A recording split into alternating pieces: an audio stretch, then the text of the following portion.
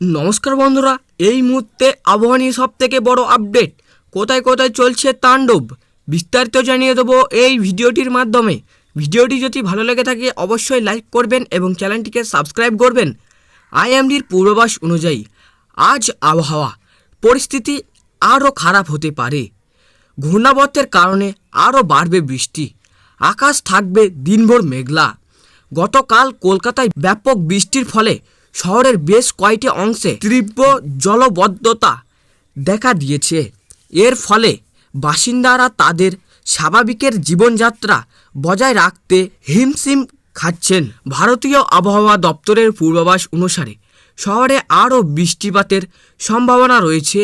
10 এবং 11 জুলাইয়ের জন্য হলুদ সতর্কতা জারি করা হয়েছে। সতর্কতা ভারী বৃষ্টির সঙ্গে বজ্রবিদ্যুৎ সহ সতর্কতা জারি করা হয়েছে, যা ইতিমধ্যেই শহর জুড়ে ব্যাপক ব্যাঘাত সৃষ্টি করেছে।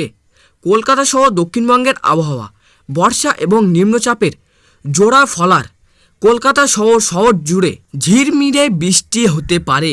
দুপুরের দিকে থেকেই তাপমাত্রাও কম থাকবে অনেকটাই।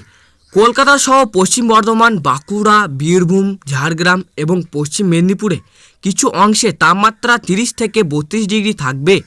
গরমের প্রকাশ অনেকটাই কম থাকবে। সেলসিয়াস কলকাতা সহ 24 পরগনা, মেদিনীপুর, বাঁকুড়া, পুরুলিয়া সহ পশ্চিম অঞ্চলের একাধিক জেলায় বজ্রবিদ্যুৎ সহ ঝড় বৃষ্টির সম্ভাবনা রয়েছে আগামী 2 থেকে 3 দিন, জানাচ্ছে হাওয়া অফিস। কলকাতা সংলগ্ন পশ্চিমবঙ্গের আবহাওয়া আজকের জন্য এটি পৃথক হলুদ সতর্কতা জারি করা হয়েছে।